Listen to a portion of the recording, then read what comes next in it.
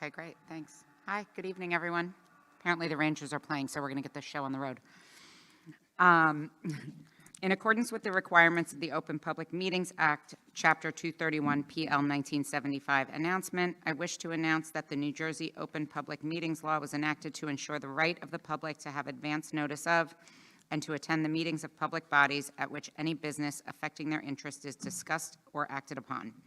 In accordance with the provisions of this act, the School District of the Chatham's Board of Education has caused notice of this meeting to be published by having the date, time, and place thereof posted in the Board Administrative Offices, sent to the clerks of Chatham Borough and Chatham Township, the Library of the Chathams, the Chatham Courier, the Daily Record, the Star Ledger, and TAP.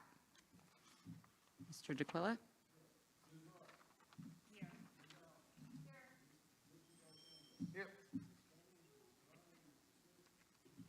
Here. Here. There we go. Okay, please join us if you're able for the Pledge of Allegiance. I pledge allegiance To the flag of the United States of America and to the republic for which it stands, one nation, under God, indivisible, with liberty and justice for all. I didn't see my Okay, good evening, everyone. Thanks for joining us. I don't have anything specific right off the bat for myself, so we'll move on to the administrative reports first. Dr. LaSousa? Thank you, Ms. Ciccarelli. The first item on the agenda underneath my section is an update on the reconfiguration plans at CMS. You will recall that in March we had an update from the K through 3 principals and Dr. Donahue.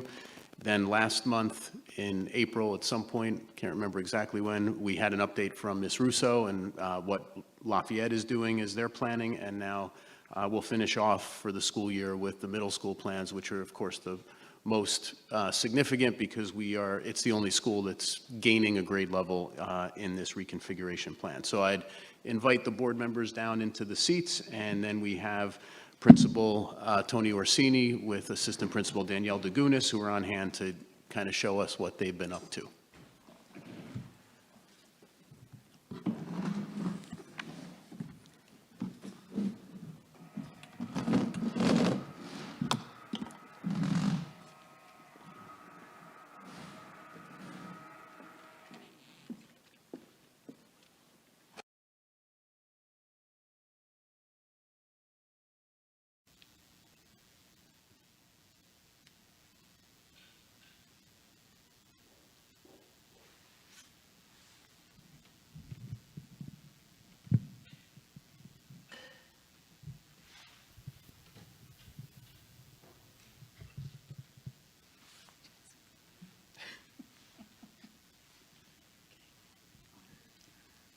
Good evening, everyone. Thanks for being here tonight. We're at the end of the year, and this is the end of the beginning of a lot of hard work by the middle school staff and the Lafayette staff, and the supervisors and administrators in the district. They did an unbelievable job putting together some recommendations for Dr. LaSousa, and we're ready to go forward. The real work begins now for the upcoming 24-25 school year, where we really have to now put all the details together of putting together the plan that's been in place, and it's going to be a lot of work, but we're looking forward to it. We started with a strategic planning process with an appreciative inquiry at the beginning of the year with about 25 staff members. Went through our process for different things that we were going to do. We started out trying to find the best practices that we already had at the middle school. We had our team really looking at the best practices nationwide at middle schools. We visited several 5-8 schools, and we came up with basically our belief system. We really wanted to focus on our 5th graders, making sure that we really were able to welcome the 5th grade into the middle school, and we saw a lot of excellent practices throughout the state and throughout the nation on how to really incorporate 5th graders into the school. In addition, we were able to really take we really wanted to make sure that our Lafayette staff is an integral part of the middle school, and tried to have that be one of our guiding principles, that we want to make sure that the culture of our school really incorporates all 4 grades that are going to be at CMS. That's just a quick look at some of the people that were on the strategic planning team. In addition to all the teachers who were involved, there was another whole group of teachers who were on our visitations to several different school districts across the state. And these are the people who visited some of these 5-8 schools that we would get to go to. They included Butler, Paramus, Mendham, Scotch Plains, Fanwood. Who did I miss? Yeah, 2 schools in each of those places. Yep. Danielle's going to talk about, our guiding principles. Okay, so I'm going to share a little bit about the process that we went through in order to get to what our recommendations are as we embark on this process. So as Tony mentioned before, we engaged in an appreciative inquiry process. And the other great thing is that CEF provided a grant for, and you can see all of the lead teachers there, grades 5, 6, 7, and 8, to go to the AMLE conference that was held in Washington, D.C. And as he mentioned, we were able to learn a lot about best practices for 5 through 8 middle schools at this national conference, and see what some of the great things are that are happening across the nation. And then we also put together that strategic planning team that you saw that had a bunch of teachers, not only from Chatham Middle School, but also Lafayette teachers that spanned different grade levels, different content areas that they taught. And we engaged in, and what you're seeing up there is actually some of the data that we had collected from our discovery and dream phases. This allowed us to take a look at what are some of the best aspects that we currently have right now, both in our middle school as well as at Lafayette. And then we also engaged in the dream phase, where we started to think about what are some things that we really wish we could offer, or things that we could have available to our students. And then, as we also mentioned, we visited quite a few, I believe it was 5 through 8 middle schools across the state. And that document down at the bottom are all of the reflections and notes that all of the teachers took. And the team took the time to read through all of that data, both the national data, our discovery and dream data, as well as what we noticed from site visits, to kind of come up with some common themes and identify what those priorities will be for us as we engage on developing recommendations as we transition to a 5 through 8 middle school. And these are just some of the notes as we had put all of those things together. And these became our guiding principles. So AMLE has the "This We Believe" statements. And we, as Chatham Middle School, trying to imagine ourselves as a 5 through 8 middle school, came up with our CMS "This We Believe" statements. And the major themes that came out of all of this was a focus on, we wanted to make sure that we were prioritizing student wellness, that we were taking a look at engaging in a schedule refresh in order to meet the needs of all of our students and staff, making sure that we provided avenues for student support, focus on teacher wellness, as well as make sure that we really do focus in on the transition support necessary in order to make this change possible. And we do have quite a few different CMS "We Believe" statements. However, we just tried to distill some of the major themes here. So in focusing on student wellness, we wanted to make sure that we were really fostering a community that focused on both social and emotional well-being. When taking a look at a schedule refresh, we wanted to make sure that we provided opportunities for character building, for enrichment, as well as for student support. When we're taking a look at student support, we wanted to make sure that we were kind of focusing on making sure that all students feel welcome and seen, and creating an inclusive learning environment focused on student growth and fostering a love of learning. And focusing on teacher wellness, we wanted to make sure that we were engaging in collaborative decision-making and teacher self-care. So that kind of grounded our why. And that's the process that brought us to these recommendations that we're going to talk about in a little bit. So this is kind of the what. I'm going to start off with talking a little bit about what our priorities are in terms of the transition, and then we'll kind of transition into a few more areas. So in terms of our transition, the team kind of broke ourselves up into smaller working groups. So we had one working group that was focused exclusively on transition.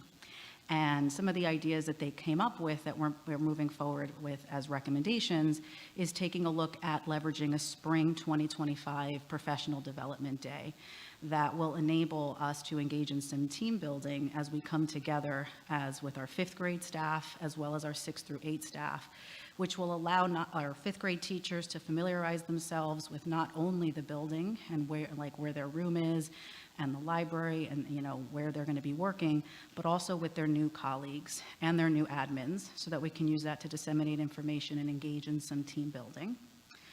We also want to make sure that we are taking a look at our student orientation program, which we actually just engaged in this past week, kind of taking a look at potentially engaging in some more visits to Lafayette, both as an administrative team going down there to make ourselves a little bit more visible, be able to answer any questions that students have, and then also take a look at how we do our spring visit where the students come up. So obviously, as opposed to what we just did on Friday, where we brought up one grade level, we need to think about how we're going to be bringing up both 4th and 5th graders to visit CMS, talking about extending the time that they're there, providing more opportunities for some small group meeting time with some of our pro leaders who are some of the 8th grade leaders, actually 7th and 8th grade leaders in our school. And they're talking about potentially changing this to PM so that the students can kind of take a look at what the cafeteria looks like during lunchtime. We want to make sure that we have, opportunities for connections and peer leadership. So just as we had mentioned, the administrative team being able to head down to Lafayette a little bit more throughout the year in order to meet our students and let them familiarize themselves with us. We also wanted to do the same with bringing our students down to Lafayette so that maybe that's during lunchtime, so that the students might feel a little bit more comfortable asking questions and talking a little bit about some of the things they're wondering to some peers. This is kind of, I guess, a little similar to our Milton CMS connections. We also wanted to take a look at Cougar community assemblies, so taking a look at more opportunities to build community with a positive start to the school year. One of the things that we'll kind of talk about a little bit later is taking a look at how we use that first week of school and potentially leverage a little bit more time for students to be working in some smaller groups to get to know one another, build community both as the school as a whole, as well as within their individual grade levels, allow students to kind of become a little bit more familiar with some of the CMS clubs that are available to them. Also taking a look at our parent orientation night, taking place in the spring preceding the new school year, a separate opportunity for 5th graders and a different night for 6th through 8th graders, and really expand upon our summer open house. And then another aspect in terms of the transition, we wanted to kind of take a look at creating a middle school 101 course that would be a cycle style course that focuses on things like study skills, organization, socialization, basically what our students will need in order to be successful middle school students. And this was some of the stuff that we actually learned at the National AMLE conference. Quite a few schools across the nation have something like this, and we think it would be a good opportunity for our incoming 5th graders.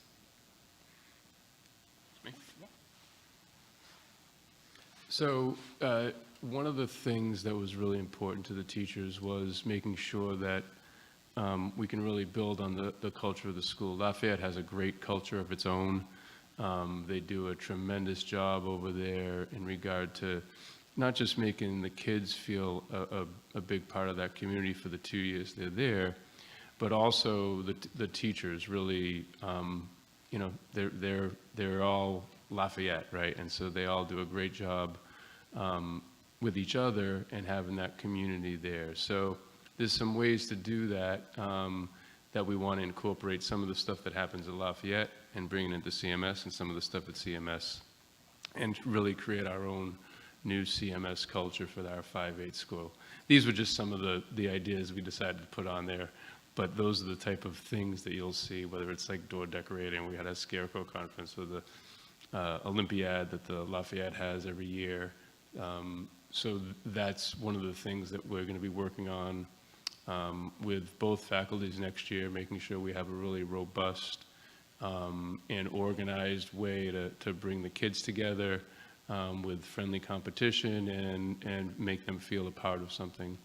I'm happy to say that next year CMS is bringing back our teams. So that's another way you make a school within a school. You make smaller units so that the kids can feel a part of something. So that's another positive as we move toward the 5-8 restructuring, keeping those teams there. And when we get to the schedule, I'll talk a little more about it, but we're going to keep the teams for 6-8, and we're going to keep what the 5th grade has now, which is the 2-person teams, so that they can keep that same structure that they currently have in Lafayette for the 5th graders. We also want to leverage, when appropriate and when we have a really strong group of leaders, and we have a ton of leaders at CMS in the 7th grade and 8th grade, really great kids. So we want to make sure that we're able to combine with buddies and with our pro leaders good examples for the younger kids as they come into CMS and become a part of their new school for the next 4 years. We also want to make sure we have space that's dedicated for the kids to make sure that they it's a big school. And so they're going to need time to be mindful. They're going to need time to decompress. So we want to make sure that we have places that are, safe for them to do those things. Our new guidance counselors at CMS have done a tremendous job. They're running groups. They're meeting with kids constantly, and they're really bringing kids together in really positive ways. And we want to give them the space to continue doing that. At the same time, it was really important for us to make sure we had really deliberate spaces so that our staff can be together as well. We don't want to be a school that has our departments all separated with each other. As a middle school, it's really important that all 4 grades of teachers have an opportunity to interact. And you can't say enough about how important it is for teachers to have that space so that they're not, it's a difficult job, and they do a tremendous work. And it can be a lonely job when you're in that classroom by yourself for 8 periods a day and not having a chance to have peer support. So we wanted to make sure we were deliberate about that. And then finally, across the nation, AMLE, the Association for Middle Level Education, really the cornerstone of what they look at for middle school kids, the thing that kind of drives positive culture, that helps with middle school behaviors, that helps kids kind of proactively understand behaviors and how to interact with each other and get a little bit more empathy, and also be able to drive some of the character themes that we have, as well as practical things, is putting in advisories to kind of support that development and be proactive instead of reactive to behaviors, especially with 4 different years of school in one building. The most difficult part, and probably the driest part for the public audience, is the schedule, because we still have the same amount of time during the day. So between 7:55 and 2:30, we're still going to be, having the same amount of instructional time for the kids. It might be organized in a little bit different way than different grades are used to, but some of the things that drove our decision-making was we want to make the school feel smaller, which is one of the reasons we're bringing the teams back. We also want to provide some opportunity for cross-curricular connections to allow that to happen more easily, and look at places for extensions in learning and some meaningful assessments that are a little bit longer. The schedule that we came up with is actually one of the other things that we had in mind that was really important, is that it's kind of getting to be similar to the high school, to get them in the habit of that rotating schedule in the morning and the afternoon, and then being able to have a one dropped class. So they'll be teaming. We're going to kind of follow what the high school does, and we're able to use 2 lunches.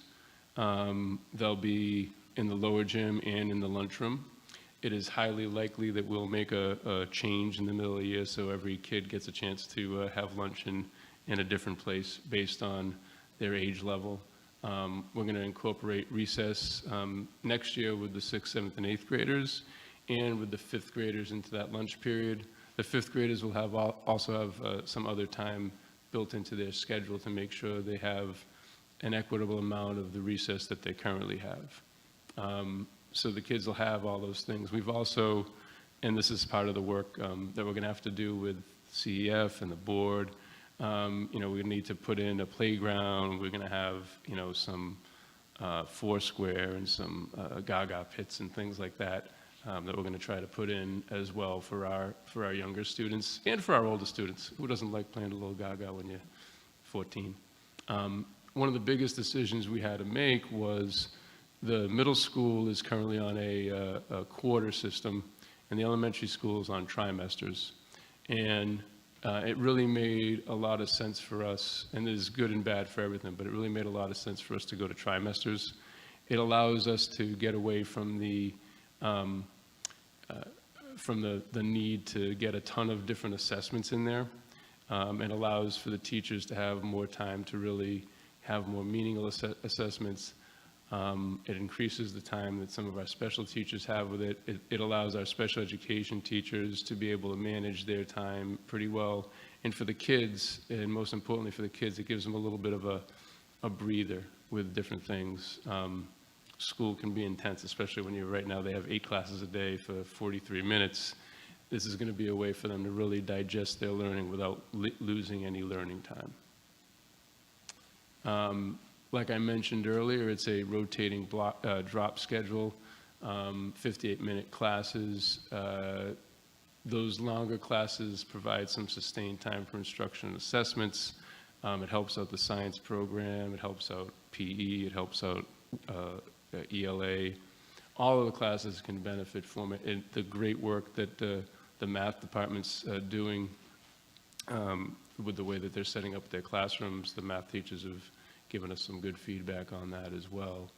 The other thing we wanted to put in there was an advisory flex day. When there's a 5-day week, our schedule will change slightly. It'll still have the same rotation, but we're going to add an advisory period in on that day and some flex time in the middle of the day where the kids can get some extra help. That might be where some of the assemblies are.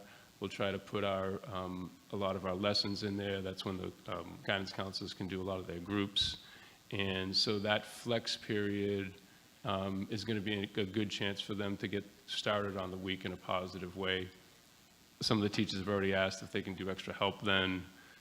We're looking to expand as a possibility, not definite, but as a possibility. We're looking to provide a little bit more opportunity for kids who take the bus to be able to be part of clubs that usually meet after school. They'd still meet after school, but there'd be an opportunity for kids maybe during the day to be able to get involved in clubs that we don't currently have.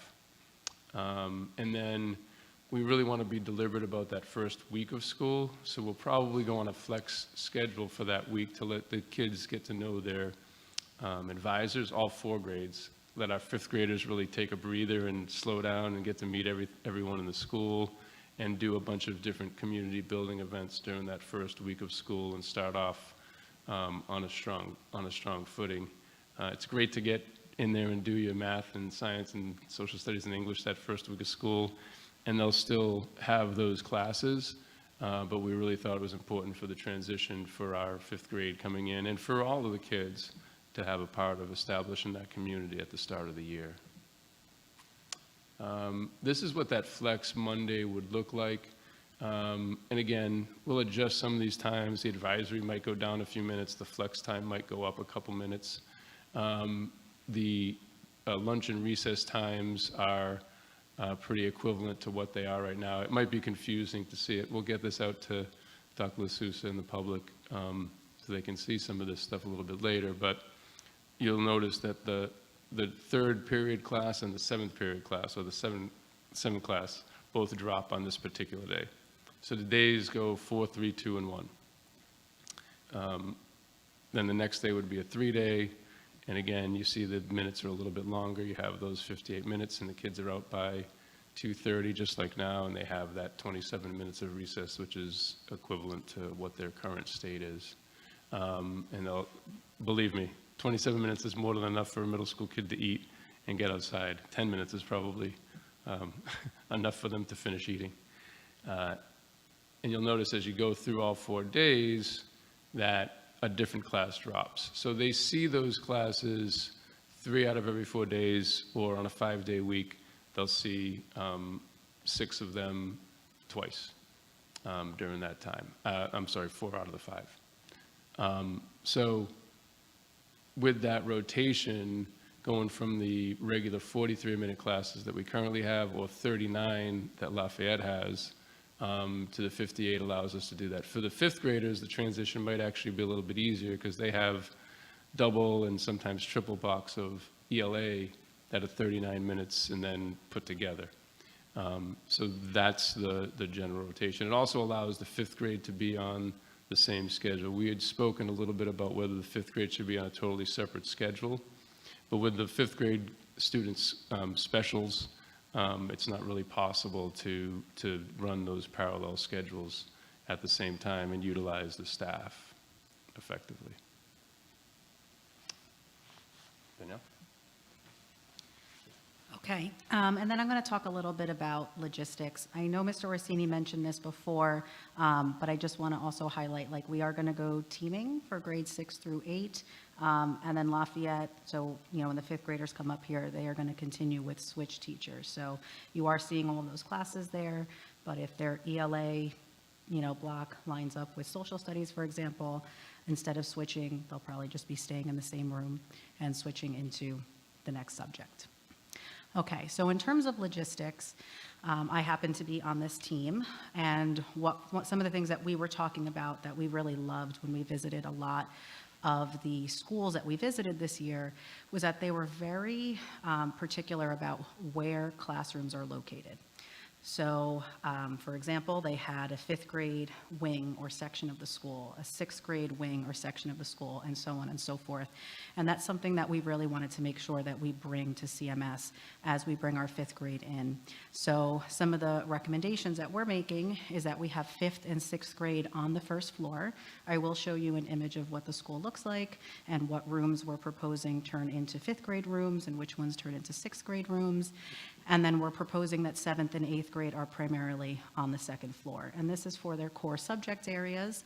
Obviously, our specials areas would continue to be in those different rooms that they are in right now. And one of the reasons for this is that it gives them a specific location in the school, makes it easier for them to access their lockers, their classrooms. They don't need to be, you know, running all the way across the school in order to get from ELA to social studies. They might need to just walk across the hallway, for example.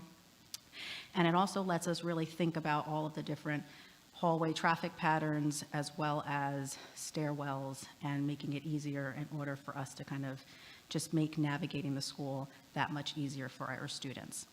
One of the things that we currently do right now is we do have separate entrances for students when they enter CMS in the morning, so we're proposing that we continue to keep it that way.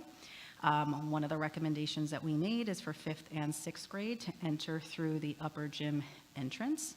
This allows them to head directly into their first floor classrooms, their lockers, which is where they're going to be located primarily for the majority of the day. We're proposing that 7th grade enters through the main entrance, where they can go right up the staircase to their classrooms and their lockers, not needing to enter onto the main floor. And then 8th grade, something similar, but entering through the auditorium, where they can also go straight up the stairs into where their classrooms are located, as well as where their lockers are located. Another thing that we are proposing is that we take a look at all of the spaces within the school and engage in a little bit of reconfiguration that enables us to gain some additional classroom space, small group instruction rooms, and as Mr. Orsini mentioned before, some locations for teacher workspaces and wellness spaces for our staff and for our students. Another thing that we wanted to be very cognizant of is making sure that we have locations for teachers where they can go if they need to make a phone call home, speaking with parents, engaging in virtual IEP meetings. So we wanted to make sure that we were taking a look at all of the spaces that we have in the school and providing locations for some privacy, access to a phone where teachers can go when they're not teaching. Another thing that related to teacher wellness was expanding the faculty room. So right next door to the existing faculty room is room 217. That happens to be flanked by 2 different private bathrooms. So we met with the maintenance department to take a look at whether or not we can turn that into a larger workspace for our teachers.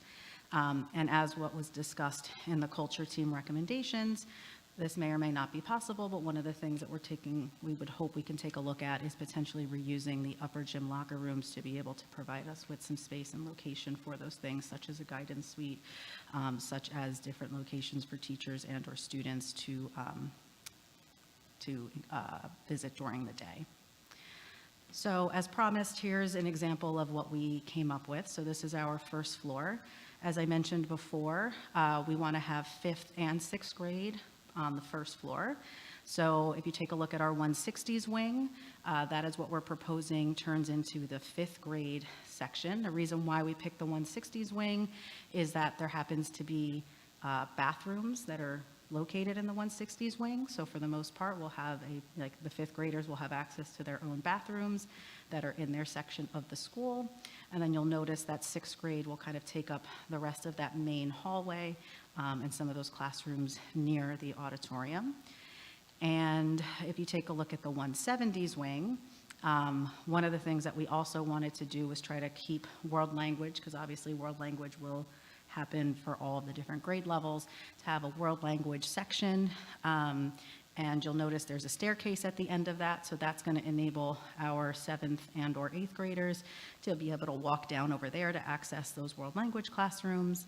And then the classrooms on the right-hand side are existing, relatively updated science labs. So we keep going back and forth on this, whether those science labs will be 7th grade or 8th grade classrooms. Right here, this is what Mr. Orsini is proposing. This is where 8th grade is, but it could also be 7th grade. So those are still some of the things that we'll be talking through as we work through everything. And then if we take a look at our second floor, this is primarily where 7th and 8th grade will be, and the remaining world language classrooms will be at the end of that 270s wing. So again, just trying to be very thoughtful about how students will navigate the building, what stairwells specific grade levels will primarily be using in order to access their classes, their lockers, and so on.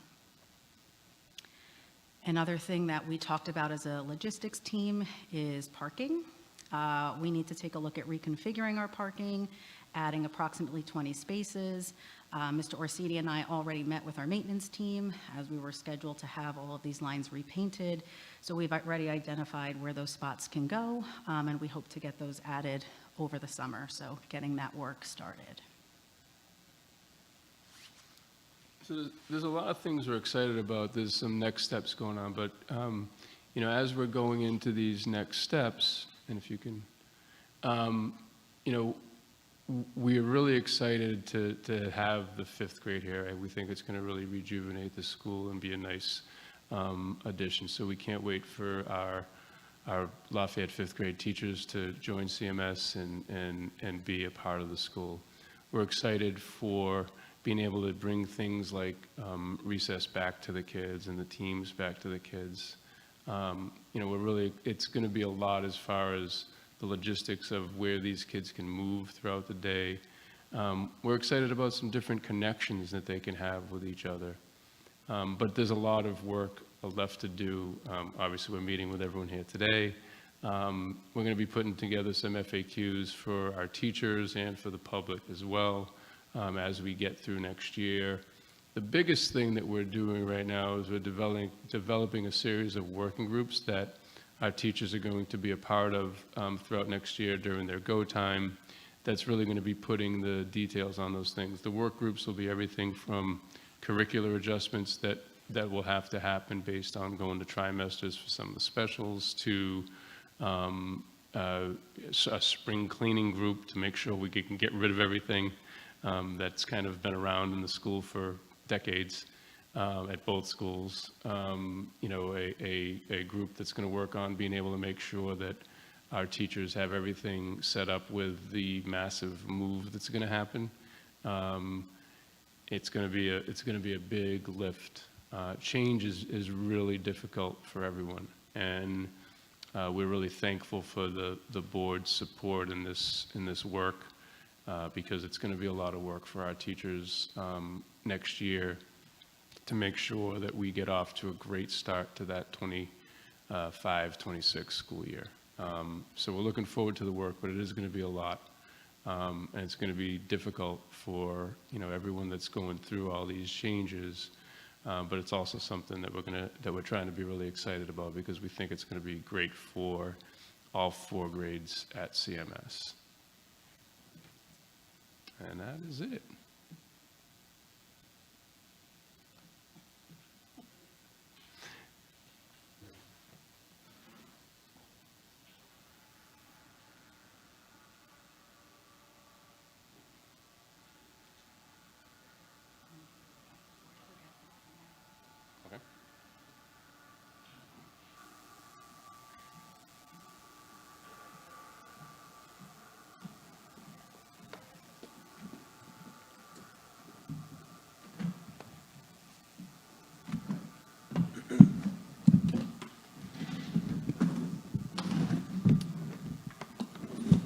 All right, as everyone is taking their seats, let me just make a few remarks to start things off.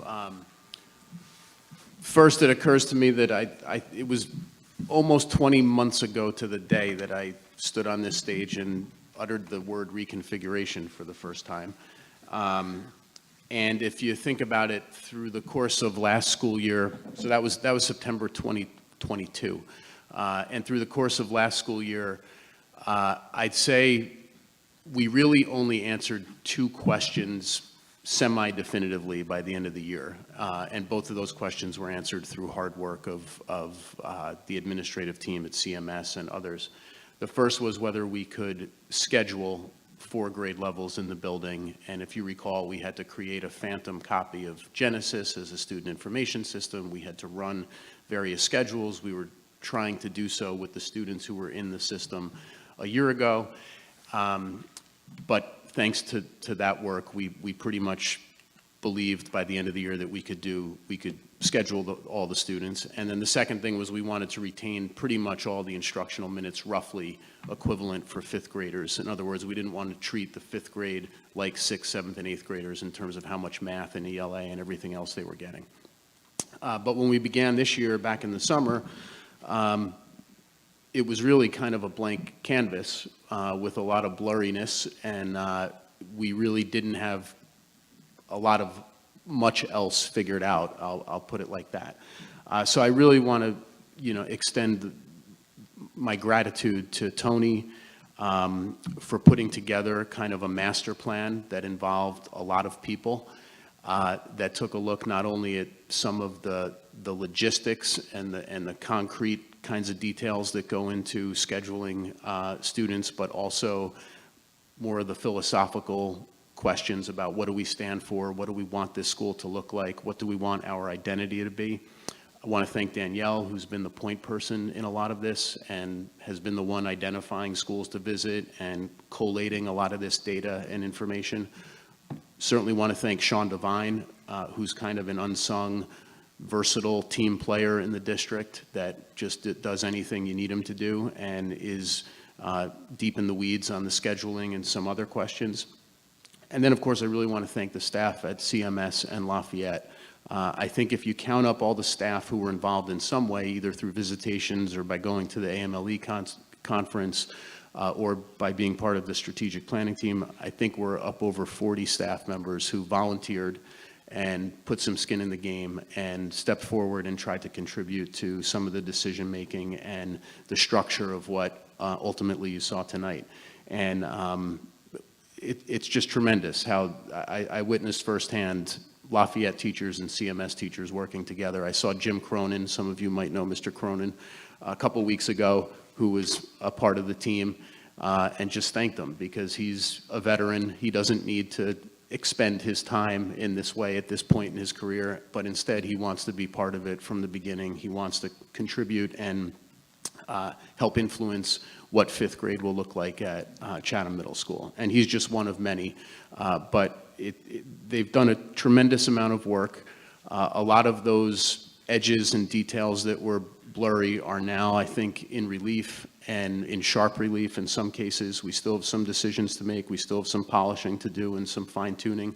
But I think we have a framework and a path that we can work off of gradually as we finish off this school year and enter next school year. So I'm really excited, and I just wanted to thank all of the people who have brought us to this point, because I think we're in a much better position right now than I maybe thought we would be in a year ago, and we're certainly in a much better position than we were any point prior to this. So I'll turn it over to President Ciccarelli and any other board member who might want to ask a question of Tony or Danielle.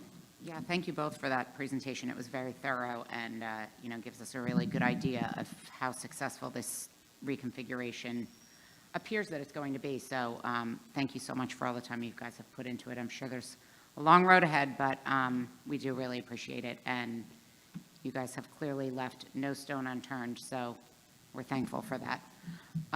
Does anybody have any questions? Ally, go ahead. I actually have 3 questions. Okay. I would ask the first and then maybe the others later. But my first is around talent. And I guess my question is, K through 3 teachers that I've interacted with over the years tend to have a very special disposition. Middle schools have a little bit of a, teachers have a little bit of a different specialness to their disposition as well, and the talents by which they come to the job with. So on the crossover or interdisciplinary subjects like PE and art and design and tech, how do you kind of bridge the gap for someone who's used to teaching middle school to what it takes to connect with a 5th grade classroom of students? Very slowly, and you do it in a way where our teachers, and you give them a lot of support with having different grade levels. Our 5th grade teachers are still going to be the cornerstone and key for those kids for 6 out of the 8 periods that they have the classes, because that's kind of the equivalent to what their current state is as far as their teaching goes, 5 to 6 of those periods.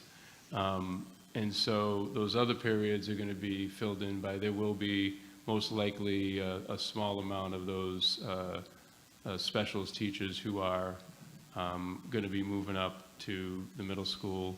And then the current teachers being able to support, especially the ones that have been there for a long time. All of them are K-12 certified, so they're all certified to do it, but not having the experience of being with the younger kids for a while is definitely something that we need to spend a lot of time on next year as they're kind of developing what those classes are that they would be required to do with those 5th graders. So that's the main piece for them. And the bottom line is they're kids. We're actually looking forward to having a little less, middle schoolers think that they're young adults. And right now, they're growing up way too fast with all of the technologies and other things that we have, much faster than when you and I were kids. And so allowing the 5th graders and having a little bit more of an elementary philosophy is something, and I've been in middle school and high schools my whole life. I haven't been with elementary school. But it's something that we're looking forward to, because I think we need a little bit more elementary in our middle schools right now.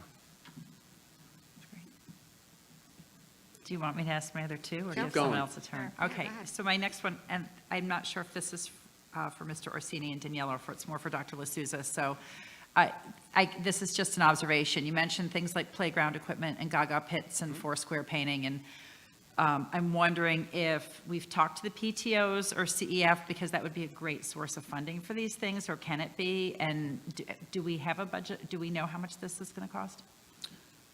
We have quotes on gaga pits. We know we can paint a whole bunch of four-square courts where we want them. Cheryl Russo has surveyed the fifth grade students, maybe all of Lafayette. I can't remember if it was just fifth grade or all of Lafayette. And we've been doing kind of observational walkthroughs of what equipment they actually use at recess and how they use it. So we don't have a firm handle on exactly what the cost would be. We know we probably could use some swing sets because, believe it or not, that's one of the most popular pieces of equipment out behind Lafayette. It's easy to see that the students are going to enjoy being on the turf field a lot because they like playing with balls in the middle of the field at recess. So I think kind of my thinking was that we were going to try to accomplish as much of the internal work in the school as we could this summer. So we're repainting all of the lockers with a third party. We're doing a lot of painting in the interior. We're replacing the ceiling fixtures and lighting in the hallways, which was something that was on the referendum that died in 2020. We're doing some interior work in classrooms where we can. Some of that involves asbestos abatement, so there's a kind of a two-step process. And then next year in the summer, we'll try to tackle some of the exterior, principally the mapping out the playground and then installing it. And certainly there have been some discussions, informal ones, with at least the PTO and generally speaking the CEF, which is interested in getting behind whatever they can, as they're always supportive of us. And they were the ones who kicked off the conference with some of our teacher leaders so that they could get a kind of broader perspective on middle level education in the country. So we're grateful to them. And I believe Mr. Orsini's going to their next trustee meeting, which is either this week or Tomorrow next. night. Tomorrow I'll be there. Sorry, Sally. One quick follow-up on that. What about the interior work? I wrote down that reconfiguration of the teacher lounge and maybe the upper gym to guidance, more private space. Is that something that our maintenance teams can do, or is that like a budget issue for next year, or are there any numbers? Some of those things are part of what Dr. LaSusse already talked about. That's part of that our maintenance team can do. Okay. Some of those things are goals that might not be available right away. I'll use the upper gym locker rooms, for instance. Right now, to be frank, in most middle schools and in CMS, they're kind of a glorified space for storage, right?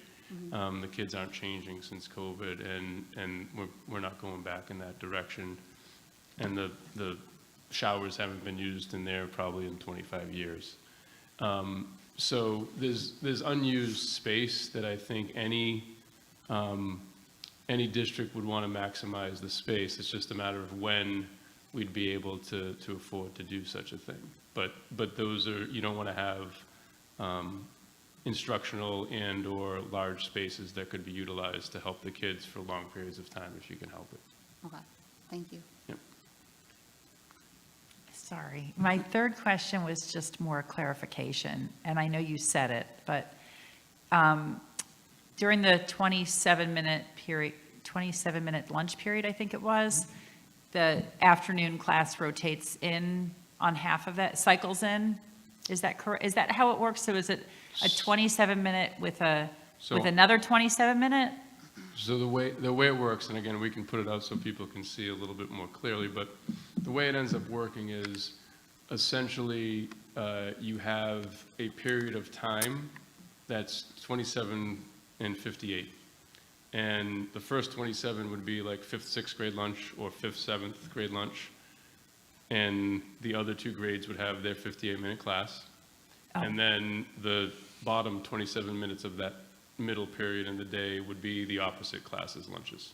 Okay, thank you. So it's like a full, yeah. Yeah, I have a quick question. Can you clarify we're not going back to houses where people are in ABC. How does that differ from a team? So the teams are different in that they are only for 1 year. If you're in a house, it kind of goes through the 3 or in our soon-to-be case, the 4 years, where you kind of have that same flow of kids. Okay. So you might be on, I don't know, Team A in sixth grade, but Team B in seventh grade, the equivalent of 7B, and Team C in eighth grade. Okay. So that's the difference. And then does the middle school 101 class or elective replace MAPS, or is that only for fifth grade? It wouldn't replace MAPS per se from the fifth grade schedule as is, because we have advisory. The middle school 101 would pretty much take the place of the SEL period that's in the kind of specials rotation for the fifth graders, give or take the minutes. But yeah, that's essentially what it kind of takes the place of, because it'll be hit in advisory. Okay, thank you. Susan, are you done? Yes. Oh, that's it. Okay, great. Okay, great. Thank you very much. Just like Ann said, thank you. It's a Herculean effort, so thank you, and I'm sure you're going to have some additional sleepless nights. But if I could just get clarification on a couple items, and, you know, I forget if it was Danielle or Tony that mentioned it, so either one jump in. You had mentioned, I think it was Tony, you had mentioned that you want to create safe spaces for the teachers to meet during the day, you know, get a dedicated space, but I'm wondering, having looked at the schedule, how do they, you know, I can meet with all the teachers, how would they ever have time during the day to meet? So first of all, there's definitely time fit. So one of the things Is it non-instructional time that they correct. So all have at the same time? No, not the entire staff. It's not like there's going to be 110. Well, the whole team? I'm just trying to, Yeah, so the way, one of the reasons you have the teams is so that and one of the reasons middle school schedules in general are more difficult than high school schedules is those 5 classes, say, are locked into same 5 periods, which also means they have the same 3 planning periods. So during those planning period times, they have common planning time either with their subject area, and we want to make sure they also have common planning time with their teams, because those teams all have the same kids, whether they're the switch classes that the 5th grade will have, they all have the same, 40 kids or so, or whether they're the 90 kids or 100 kids that the other teams will have, that the 6, 7, 8 will have. So you want them to have common planning time, but it also gives them a chance to have those common times with other colleagues that might be in a different grade level. And there are 3 or 4 periods for each of them that'll have overlaps with other teachers that aren't in their grade level. okay, got it. So it's already baked in, that meeting time? Yeah, the meeting time itself is baked in, so that's the team meetings that they'll all have, and they'll be better than this year, because right now, we have grade level meetings that have like 16 or 17 people in them, which makes it difficult to talk about kids and support them in the way that is necessary in middle school. Right. When they have the teams, they'll all have the same common kids, so they'll be able to support the kids that are just in their team, so because they'll have the same 95 kids or so, 90 kids. Okay, great, got it. Thank you. And if you can, like Sally, I had a couple questions.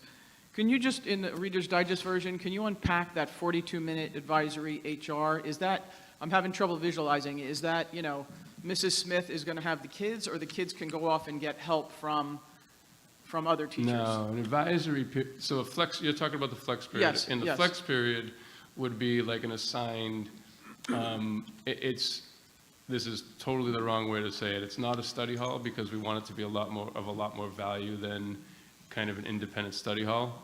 But it is a chance for the kids to be able to goal set for the week, to be able to get extra help if they need to and sign up for it, whether it's using SmartPass or something else. It's an opportunity for them to, if we want to reinstitute, drop everything and read, that would be a space where something like that would work. So, some of those things are open right now. We don't want it to be any kind of it's not an extra planning for anyone, but it is going to be an organized and expectations in that time, so it's of value to the kids, so they can get their week off to a good start. Okay, sorry. And is the expectation, and if it's not fully baked, I get that, but is the expectation that the homeroom teacher is It going to? would be an assignment similar to what a NIT is right Okay. now, for the flex time. For the advisory, the expectation is that everyone, including Danielle and I, have a small group advisory, so from 10 to 12 kids that we establish a relationship with throughout the year in that particular period. So that's different. The advisory /homeroom is different than the flex period. Okay. Okay, great. Just bear with me. Bear with me a minute. Is it fair to say, based on the reconfiguration and all the little colored dots, that pretty much 90% of the staff is impacted by the move? Is there anybody keeping their classroom? That, some people are, but it is 100%, and that's a huge stressor, and that's big. It is pretty much going to be most of the people, whether they're fifth grade teachers, obviously, or Right. the current staff. Some people will, get the luck of the draw, because they happen to be in a class like that already, but. Sure. And how are we going to, I mean you and Mike, how are we going to allow for the teachers to have enough time to not make this challenging, not make this stressful, not say, oh my God, you've got 24 hours, go? Like, how do we, just the physical move, we're going to have a moving company? Mike's not going to like this, but that is something that's an investment. I mean, we do have to invest in making sure that our teachers have both the time and the support for that massive of a move to happen in a 3-month, I mean, it's essentially a 2-month period to make that occur. So that will be hard. That is definitely, probably logistically, the biggest hurdle that we have. Okay. I mean, are there going to be challenges where teachers, in Europe for the summer and they can't get back here, bless their souls being in Europe, but, or you don't have that situation? And I'm not trying to put a brick in your back. No. I'm trying to be fair to the teachers, Yeah, because it's a lot. And we 100% agree. So the working groups that are being put together right now are all going to have essentially project plans with deadlines. So the group that's going to be working on that transition is going to have those, and it'll include administrators and teachers. The logistics to that put together, we're looking at by November. If Dr. LaSousa wants to change that timeline, obviously we can change it one way or the other. And then we're starting to execute on that project plan after that. It's really, that's how we're looking at doing it, putting together all the details of what needs to be done, and then starting to put boxes together in December and January and get things ready to go. Okay, great. Yeah, I'll mention a couple of things too. First, if you recall, we altered next year's school calendar after we ratified the contract with the CEA, and we placed the additional PD day the day after school ends. So we've talked about next year, this coming school year, the day after graduation is a wear your shorts and t-shirt and, sneakers and get dirty all day type of day. And that would affect everyone in the district who's moving. The following year, the calendars that we'll talk about next after we're done with this conversation,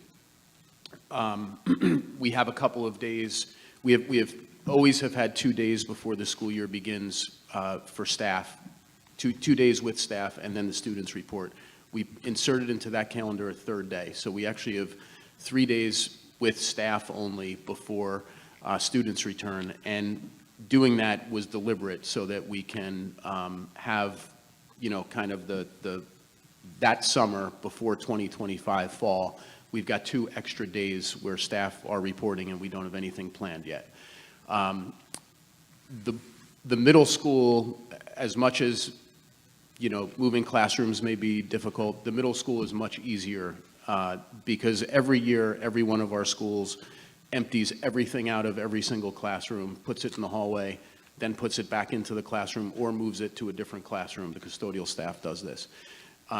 No one within the middle school is moving out of the middle school, but we have our entire 3rd grade moving over to Lafayette and our entire 5th grade moving over to the middle school. And that's where we plan to contract with either the same moving company that helped us in 2018 when we moved the central office out of Myersville Road over to Lafayette Avenue, or another company if they end up having a lower bid for us. But they have systems where the teachers or the staff pack in plastic crates, they label, and then they move everything and take it to the location. So we're going to have to do a combination of all of that. I'm sure we'll have some overtime probably for our own staff, custodial and maintenance potentially, because we can't, obviously we can't shut a 3rd grade classroom down in June or May or April in order to allow more time. Everything is going to have to take place from the day school ends pretty much until the day school opens. So that'll be a big lift. A lot of pizza days. Yeah, On you. yes.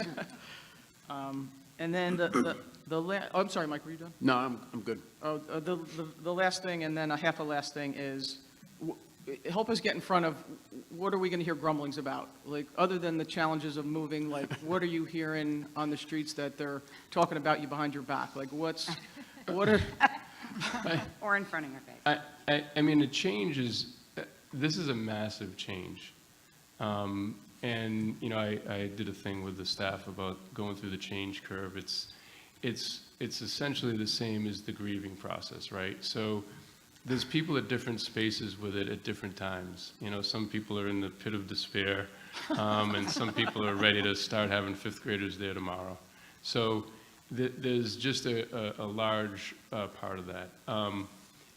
You know, it's gonna take keeping everyone together as best as possible, making sure we spend a lot of time listening, a lot of time with one-on-ones and groups. You noticed on there we're trying to sit down with individuals and with the groups of teachers to really listen to where their concerns are. And it's different concerns depending on what your constituency is.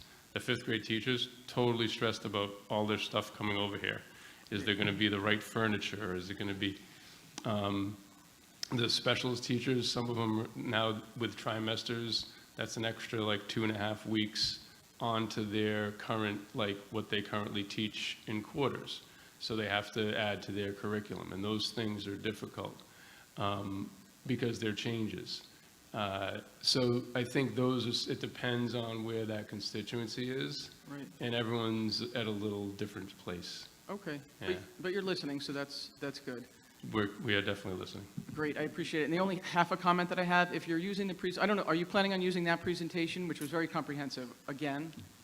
Or no? We've used different versions of Oh, this okay. several times at this point. You know what, because I'm a little slow on the uptake, the only thing that I had trouble tracking was what impacts 5 to 8th, and what items were you just talking about were just 5th grade?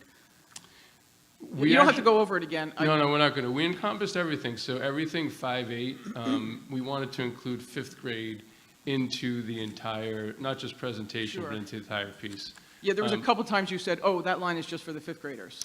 Those are the type of things like switch teachers. They're not going to have Right. team teachers. Those are the logistics that are currently in place that wouldn't be changing. That's all. Yeah. Great, thank you.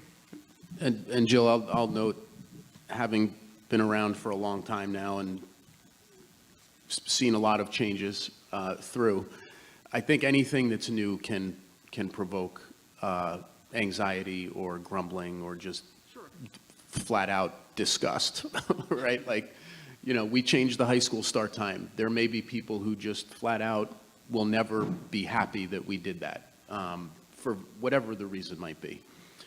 So I think anything new can present concern. So just as an example, my kids went to a middle school with an advisory period. Advisories are very common, but we've never had one. We've never had an advisory period in Chatham Middle School. And if I were a teacher and I knew, all right, I'm going to be responsible for 12 students, as Tony said, and I'm going to see them most Mondays of the year, 25 or 30 or 35 Mondays, whatever it might be, I'd want to know, well, what am I supposed to talk with them about? You know, what if one of them shares something that is sensitive? You know, what is the protocol that I should follow? The whole purpose of the advisory is to ensure or do more to ensure that there's a trusted adult in the school setting that students have a connection to. And when you are a teacher who may have 100 students and each class is about 20 strong, and you're worried about the lesson plan and grading and assessment and which kid you need to call home about and which students are being supported and so on and so forth. The whole point of the advisory is to shrink those 20 students down to 10 and loosen up. So we want to create a framework so that teachers feel comfortable, or counselors or administrators, whoever's working with the students, we want them to feel comfortable, but the point is to establish relationships between the adults and the students, because we know that that's literally one of the most important things, not only for student achievement, but for school safety, for climate, for a whole range of things. Aside from advisory, for some folks moving across town is the most concerning element in all of this. And how will my stuff get from here to there, and how will I set it up? For other people, it's having a different administration. There are teachers who, probably have invited Cheryl Russo to their weddings, and now they're not going to see her anymore, and they're going to see these two, along with Divine. So Danielle gives very generous wedding gifts. Yeah. From what I understand. So I think, part of what I feel has been very positive is that we've tried to devote a lot of time this year, right? We spent last year, kind of exploring. There's been a lot of time devoted this year to trying to talk through the decisions, what the decisions will mean.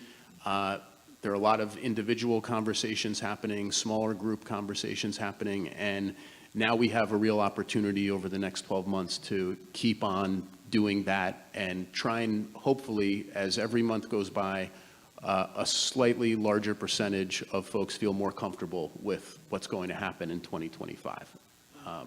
So I think the advisory portion that you talked about is going to be key to reiterate a few more times with the parents. Like, the parents aren't going to care about the moving company that you hire, right? They're not, people that work in my industry, I'm happy my desk is in the same spot every time I go in, like, changes every single day. But the parents, I think, are going to be very interested in that advisory thing that you just talked about, and the purpose is to connect with their pebbly poo, right? So I think that, instead of maybe going over some of the logistics during orientation, focus more on how it impacts them and their kid. point taken. Any other questions, anyone? No? Thank you. All right, thank you both Thank you again. you guys. Thank you. Thank you. The other item under my report is just the 25-26 calendar. And last meeting, I shared with you 3 potential versions of calendars. I had one board member respond subsequent to the meeting with feedback that perhaps we should consider converting at least one of the calendars, maybe more than one, into one more day, adding on one day to the calendar, and in exchange for adding on an additional day, having off on March 20th, which is Eid, and that would then have calendars that are representative of every major, really major world religion in terms of the religious observance on school days.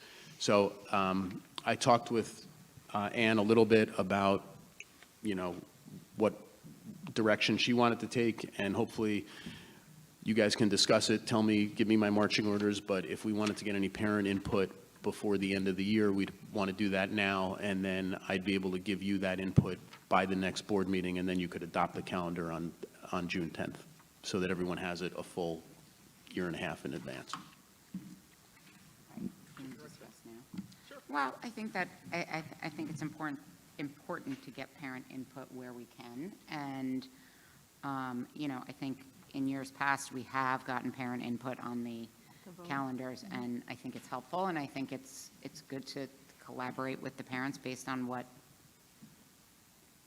may or may not work for them, or what their opinions are. And I think, we've done well with it in the past, and in most cases where the majority lies seems to have worked. So I think it's worth it. I don't know how anybody else feels, but. We would put all 3 of those choices out for parent vote. Yes, unless you want me to add a 4th, or you have some type of issue with one of the ones that are here. But you're going to make the change to calendar 3. Before you put it out. Right, before you put it out, switching the 12th, making the 12th graduation, and now March 20th. Yes, and I could make that same change for all 3 of them and add a day to all 3 if you think that that's But I a, don't know where you'd add the day, I was just looking. Because one's a Friday, right? Yeah, the A one would be very difficult, right? 3, but I couldn't figure out where you would do it on 1 or 2. well, 2, we would do it, and then the school year would just end on the 17th instead of the 16th. Right. And on the first one, we would have to have the school year end on the Monday, Yeah. which, right, isn't Right. Ideal. perfect, but still, but possible, but doable. Yeah. Maybe do it to 2 if it's not.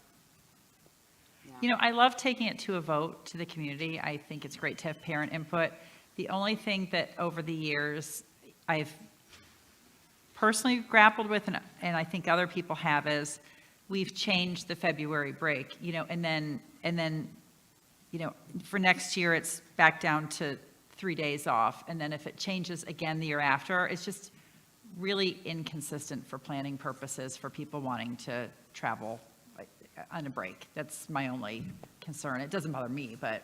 Right, right. I think personally, the feedback a little bit has been having that break in February every year sometimes becomes burdensome, because then 6 weeks later you had spring break this year. So maybe alternating every other year makes sense. But I just think that the community should vote. I don't think it's up to the 5 of us. But I like having one option of it being there, and then having another choice that it's a long weekend, right, on A, I think. Yeah, Yeah. there's two, A and C are long Yeah, weekends. yeah. Or, yeah. Yep. Yeah. Do you have a comment? Yeah, I was just thinking about what Sally said. I was thinking about what Sally said because in the past, some people hate the February break, whether it's a week or just a couple of Right. days. So you're never going to please everybody, which I know you know that. Right. And I think it's always been pretty inconsistent, at least in my time. It depends on how the calendar falls, right? Where the holidays fall and, but I think there's plenty to choose from here. There's a full February break, a partial, and then an even less partial. Right? Yeah. Right. There's three, the only difference between these three calendars are the February break. That's it. Right, which just changes graduation dates. Right, which is, Yep. shifters graduation one way or the other, but it doesn't loop into the next week on any of them. Oh, no, well, the 16th is one. So I agree with you, Ann, and everybody. I think we just put it out there, see where it falls, and see where most folks want. I'm curious to see how many people want the full break, because a lot of people complain about that. But I guess we'll see. Great, let's just put it out. Yeah. All right, you'll take care of that. Okay, yep. Everybody in favor of that? I'm just going to mention this really quickly off the cuff. On the calendar 2, the one with the, or is it calendar 1? Sorry.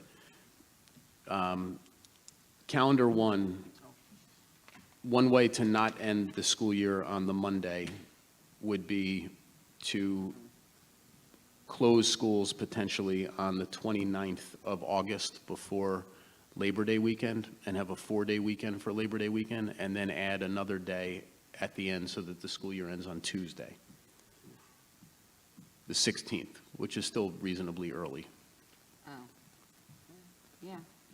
So then students, their first week of school would be a 4-day week instead of the 5 days in August. They'd get a 4-day week, then a weekend. It's just a thought if you wanted to avoid the final day of the year being on a Monday. Right. I like that It would option. end the, No, they would they go to return to school on Monday, August 25th, but that would be a 4-day week instead of a 5-day week. And to make up the day, you'd add a day at the end of the year, which would just put them out on Tuesday instead of the Monday. although calendar 1 right now has them out on the Friday before, on the 12th. Right, but if we added the March 20th, I'm saying if we added March 20th to all 3 calendars, that would have them go out on Monday, June 15th. And if we wanted to avoid that and make it Tuesday, June 16th, we could just take out a day in August. I like the 12th. I know. It already But that is. doesn't accomplish, then the school year still would end on the Monday, June 15th. It already is a half-day on this calendar. I like that option of making the Friday before Labor Day a full day off rather than a half day. I think a 4-day start to Yeah. the school year is, More digestible. a 4-day start to the school year is very, Better than 5. Better. Yeah. Okay, so then just to summarize, what I'd be doing is inserting March 20th as a school closure on all of the calendars, and then doing what we just described in terms of adding a day at the end to each one. Sounds good. All right. Yeah. Okay. All right, perfect. So yeah, if you could send that out to parents for a survey, I think that would be, Will do. that would be good. I think it gives a lot of good options too, because, you know, if you look at like calendar 3, where even if we moved it one day, you know, graduation is pretty early. So it'll be interesting to see kind of where the chips fall as far as Yeah. what's important. Is the February break important, or is earlier graduation more important? So, We'll see. yeah, we'll see. Sounds good. So, yeah. Okay, perfect. That's it for you? That's it from me. Okay, great. Mr. DeQuilla? I just want to note that one of the items on the agenda is the appointment of John O'Hara Company as their low bidder for the security vestibule project. As long as the board approves the resolution this evening, the architect will notify them tomorrow so they can start ordering the material and doors, and hopefully be ready to hit the ground running the Monday, June 17th after graduation. Also continuing on the construction update, the partial roof replacement at CHS should start in June once school is over, and that will be completed before school starts. And the planning for the small section of roof at CMS and the roof at Southern Boulevard is just about complete, and those projects are being planned to be started in the summer and completed in the summer. And we are working on the other projects for the middle school that were mentioned by Dr. LaSousa and Principal Orsini, of the locker painting, the hallways being painted, and new lights and ceilings being installed in all the hallways. Okay, great. Perfect. Anybody have any questions for Peter? So, Ahana? Oh, sorry, just to clarify, Peter, all these security vestibules are expected to be completed over the summer at all schools? That is the game plan. We'll know once the contractor starts ordering the doors if there is going to be a lead time for the doors or not. If the lead time for the doors extends later than August, as much of the construction will be done as possible, so only the doors will need to be installed during different breaks or time off from school. Okay, thank you. But CMS was the most complex of the projects to begin with. So I think we were anticipating at least CMS would stretch into the beginning of the year. Okay. okay, perfect. Moving on. Ahana? Okay, so for the high school, we had AP exams start last week, and they'll be continued to be administered through this Friday. It's currently spring concert season, so last week were the middle school's orchestra and chorus concerts. Tomorrow will be the middle school band, and then throughout the week we have the high school jazz band on the 15th, choir on the 16th, and then the high school's orchestra concert next week on the 22nd. The senior internship program begins next week following AP exams, so 150 seniors are going to be going on internship for the last 4 weeks of the school year. Also next week, juniors will have NJSLA science testing, and then the district art show is next week, May 20th and 21st. I think that's all. Awesome. Thank you so much. District Art Show is always a good one. Okay, perfect. Moving on to committee reports. Personnel, Ms. Weber? Yes, we haven't met since the last meeting, but just a quick question. We're scheduled to meet on the 22nd, but there was some talk of moving the curriculum meeting out. Are we also moving personnel out, or we're keeping it on the 22nd? Good Well, you don't have to answer now, just let me know. Yes, thank you for bringing that up. We should move it or cancel it, depending on what Beth has shaken on the agenda. But if we're moving the curriculum, we should also move personnel if we can. So then we'll either meet on our next meeting will then either be on the 5th, or if there's not a ton to cover, it'll be canceled. Right. Perfect. 6th? Yeah, okay. Okay, great. curriculum? Yep, so I don't have an update, but we are definitively meeting on June 6th for the next one. Potentially June 6th. Is that a Thursday? No. It was the 5th, I think. Oh, maybe it was just wrong in the email that I was. Yeah, the reading. 6th is a Apologies. Thursday, so it is the 5th. Okay, definitively Wednesday, You have a June paper 5th. calendar now. Okay, June 5th, Failed me. potentially June 5th for everybody. Okay, finance. Who's moving finance for Oh, Bradley? I am, I'm Oh, yeah. sorry.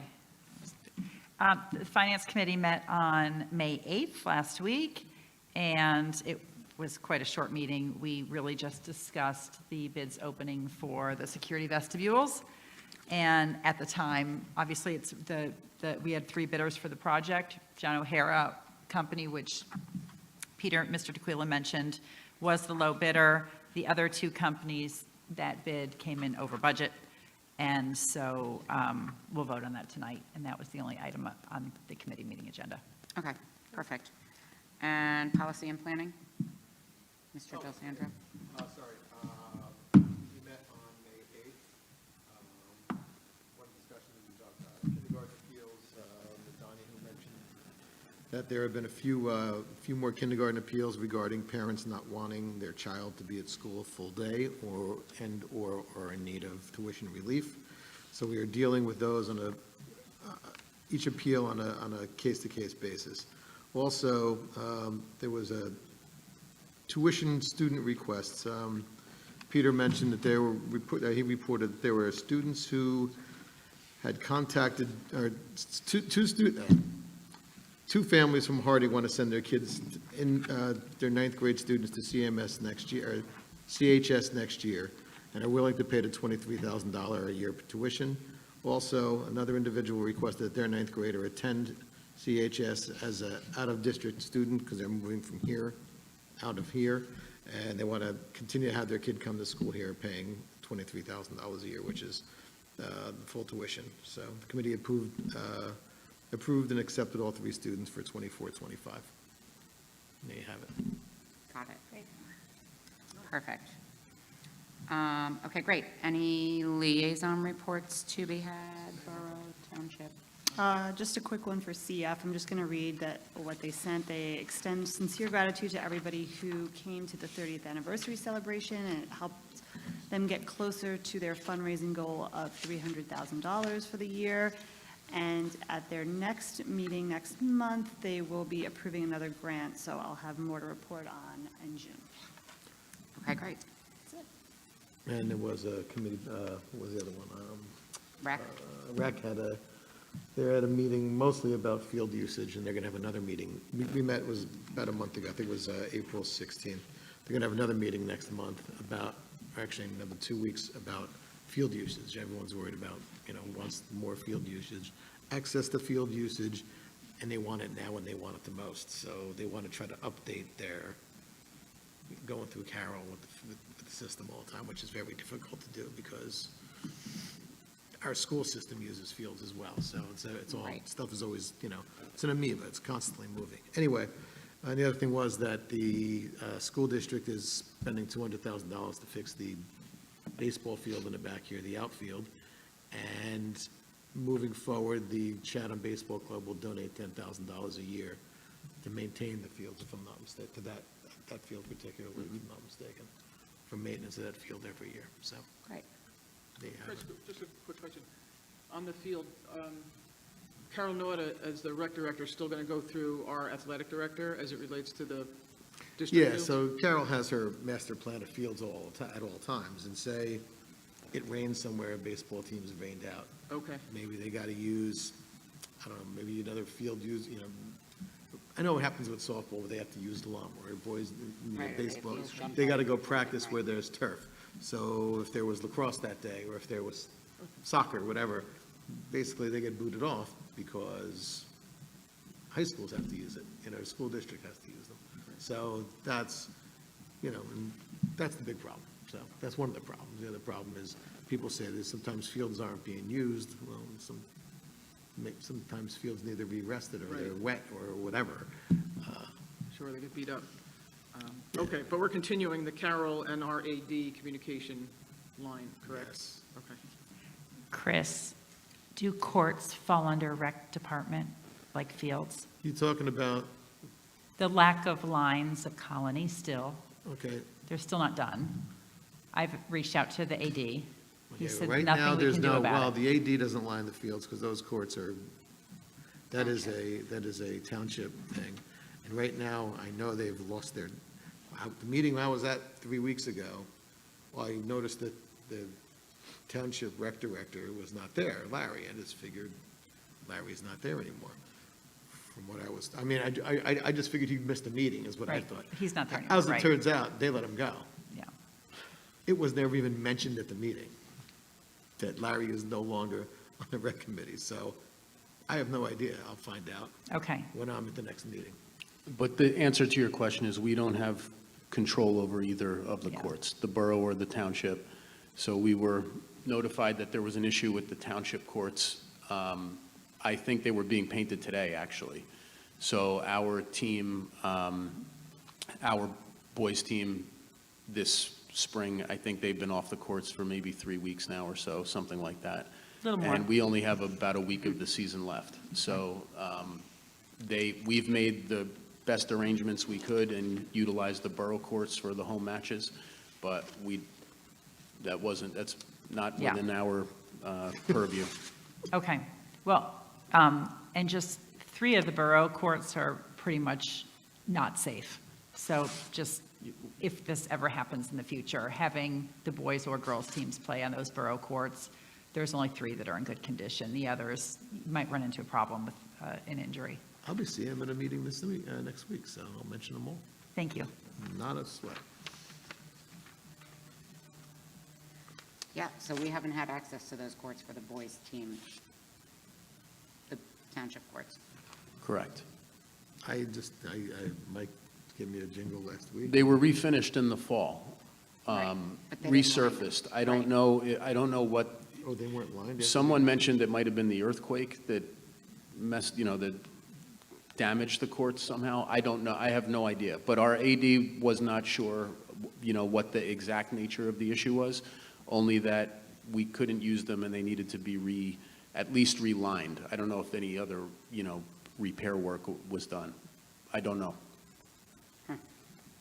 Okay. Sounds fishy. Thank you. We'll look into that.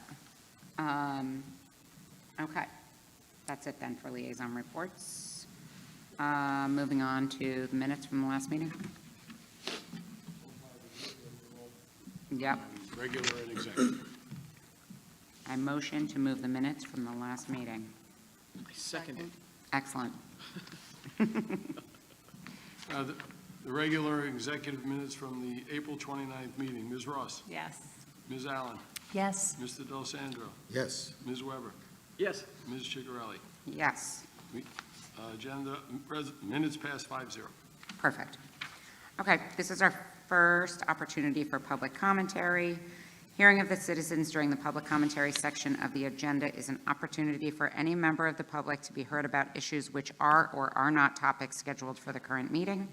To help facilitate an orderly meeting and to permit all to be heard, speakers will be asked to limit their comments to a reasonable length of time, please. And when you go up, if you could just sign in and state your name, that would be helpful. They came special to see you, Bill. Yes, those are friends, new friends for you, Bill. That is a creepy crowd. Would any of you like to comment before I begin? I guess not. The kind of audience you like. Bill Heap from Chatham Borough. I think, first, the great rearrangement will work if everybody displays a reasonable amount of patience, cooperation, and flexibility. There will always be those who will be unhappy, not much to be done, but it looks like you did the work, so I think it will be a success. Next, I'm going to put on my JC hat and announce our 46th annual Fish-A-Whack race, Saturday, June 8th, 9 o'clock for the family fun run, and 9:30 for the more serious run. You can sign up at runsignup.com, or you may see these kinds of posters around town, especially a big one in front of Scoops. If you hit the QR code, it will take you right to registration. I would also like to reveal this year's T-shirt. Oh, very nice. Nice, looks good. How about that? Sort of retro varsity, don't you think? Looks good. Did you design it? It was designed in-house, yes. This is a kind of an item that I think, well, the trendy, the sophisticated, the fashion-conscious Chathamite will be featuring in their spring and summer wardrobe.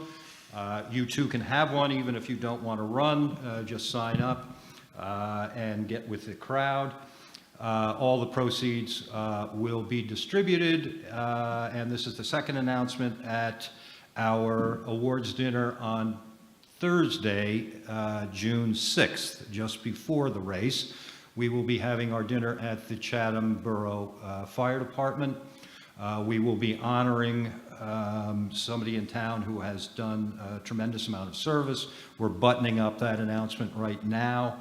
But the public is invited to this, and critics agree that this is the highlight of the social season. You get to rub elbows with all sorts of luminaries, elected officials, and important people in town. And you also get to see how the money from the tree sale and the race is distributed. We will be giving out $10,000 in high school scholarships for graduating seniors, and another $40,000 to Boy Scouts, Girl Scouts, emergency squads, the library, and you name it. So please stop by. It's probably one of the best kept secrets in town, and it's a great event. So we invite the public to attend, and we hope that everybody signs up for the race. Thank you very much. Perfect. Thank you, Mr. Heap. Anybody else? Okay. So we can close this section of the public commentary and move on to our regular agenda. Do you want to move personnel? Sure. That'd be great. To be invited to move. That'd be great. I would love for you to do that. Excellent, very good, thank you so much. I'd like to move action items A1 through 17. 17 is on the addendum, and there's also a correction of item number 6 on the addendum. I'll second it. I want to thank Joan Guerriero for a 20-plus year career in Chatham. Wow. Yeah. I'm so jealous.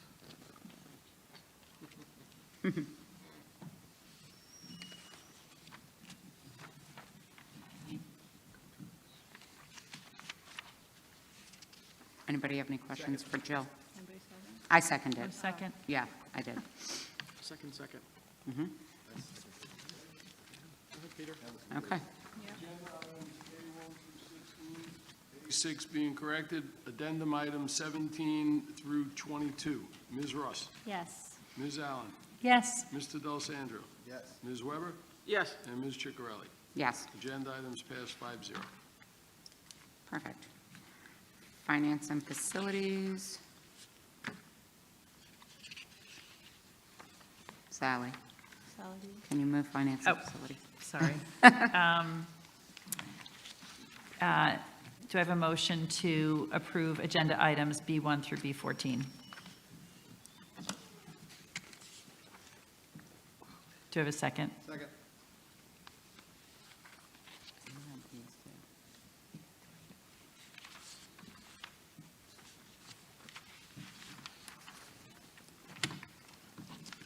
Just a big thank you to all of the organizations like the PTOs and others who are donating to the district, especially the PTOs that keep helping us with making our environments even better for kids.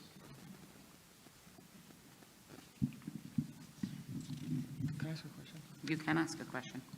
Beth, can I, or not Beth, Peter, can I do an audible on A18 because I forgot to call it out? I'm new at this.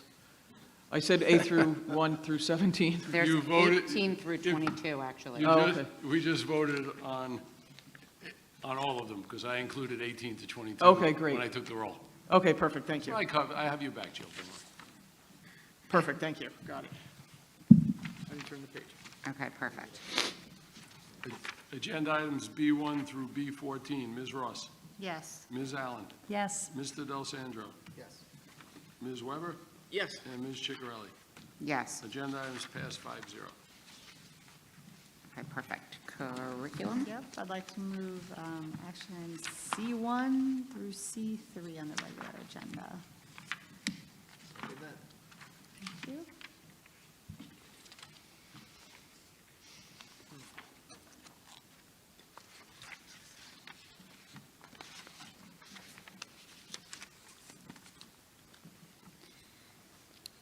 Any questions? No? No, I Okay. second it. Agenda items C1 through C3, Ms. Ross, Yes. Ms. Allen, Yes. Mr. Del Sandro, Yes. Ms. Weber, Yes. and Ms. Ciccarelli. Yes. Agenda items pass 5-0. Okay, perfect. Moving on to policy. Mr. Del Sandro? Yes, I'd like to move action item D1. I'll second that. And no questions. Agenda item D1, Ms. Ross, Yes. Ms. Allen, Yes. Mr. Del Sandro, Yes. Ms. Weber, Yes. and Ms. Ciccarelli. Yes, Agenda items pass 5-0. perfect.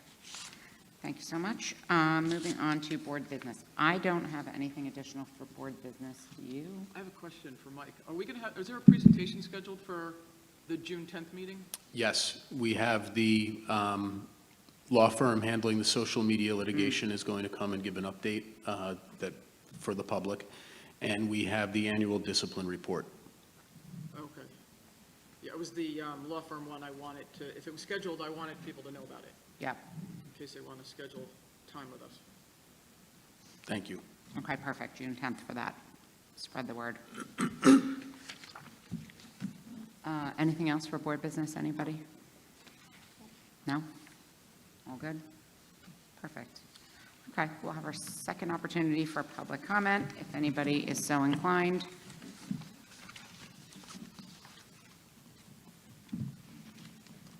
Not so much. Do we have an executive session?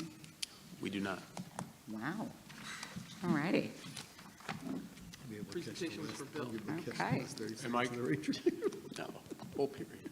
ARP. What is that? I don't know the answer to We that. don't need to. Does that's- Mike know? Yeah. Yeah. So, Mike, do you know anything about this map? I think Beth was going to brief you on the map, but this was a collaboration of our, one of our art teachers at the high school, Candy Hull, and one of our German teachers at the middle school, Lisa Coleman. And they obtained a grant through the CEA to create Chatham maps based on a German,